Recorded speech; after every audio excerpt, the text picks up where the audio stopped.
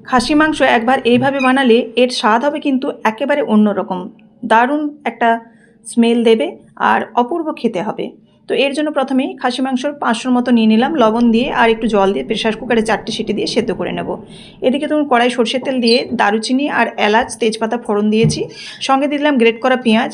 পেঁয়াজটা একটু ভেজে নিয়ে এর মধ্যে টমেটো বাটা, সঙ্গে আদা বাটা, রসুন বাটা, হলুদ গুঁড়ো, ধনে গুঁড়ো, জিরে গুঁড়ো, ঝালের জন্য লঙ্কা গুঁড়ো আর কালারের জন্য কাশ্মীরি লঙ্কার গুঁড়ো দিয়ে একটু জল দিয়ে মশলাটাকে কষিয়ে নিচ্ছি। মশলাটাকে খুব ভালোভাবে কষিয়ে নিতে হবে জল দিয়ে দিয়ে। মশলাটা যখন খুব ভালোভাবে কষানো হয়ে যাবে, তেল ছেড়ে আসবে, সেই সময় দিয়ে দেবো সেদ্ধ করে রাখা মাটনটা। দিয়ে এদিকে একটা মশলা বেটে নেব। এদিকে পোস্ত 1 চামচ, সর্ষে 1 চামচ, সঙ্গে নারকেল এবং চারমগজ, কাজু বাদাম আর দিয়ে দিচ্ছি কাঁচা লঙ্কা, দিয়ে একটা মিহি পেস্ট বানিয়ে নিলাম।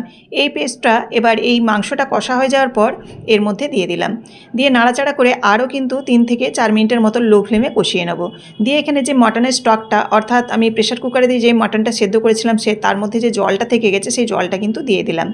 এবার পরিমাণ মতো লবণ এবং চিনি দিয়ে ভালোভাবে নাড়াচাড়া করে গ্রেভিটাকে একটু ঘন করে নেব। খুব একটা কিন্তু শুকনো হবে না, অথচ এরকম রসালো গ্রেভি টাইপের হবে, অথচ খেতেও কিন্তু দুর্দান্ত হবে। যে কোনো রাইসের সঙ্গে তো যাবেই, সঙ্গে লুচি, রুটি, পরোটা, রুমালি রুটি, নান সব কিছুর সাথেই যাবে। ভালো লাগলে